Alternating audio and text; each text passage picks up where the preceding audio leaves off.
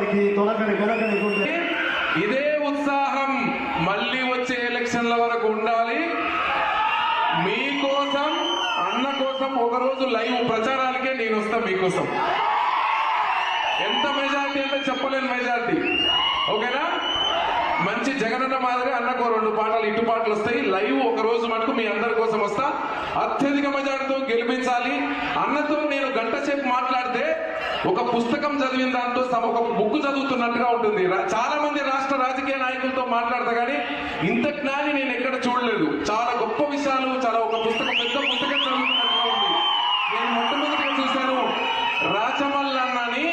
నేను రాచమల్లన్న వీడియోలు చూసి, రాచమల్లన్న ప్రత్యక్షంగా చూడకపోయినా ఆయన వీడియోలు చూసి ఆయనకు అభిమానే.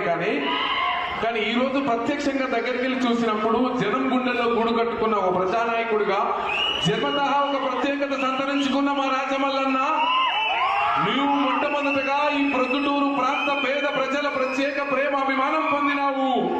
అదృష్టం అంటే సకల సౌఖ్యాలు భోగభాగ్యాలు కాదు, కష్టాలు, కన్నీళ్లు, ఆకలి, ఆలోచన, శ్రమ, సాధన, ధైర్యం, అలకువ, మెలకువ, సార్థకత, ఇన్ని మేళవించిన రాచమల్లన్న నీ జన్మ ధన్యమని కూడా ఈ సందర్భంగా మరొకసారి నేను తెలియజేస్తూ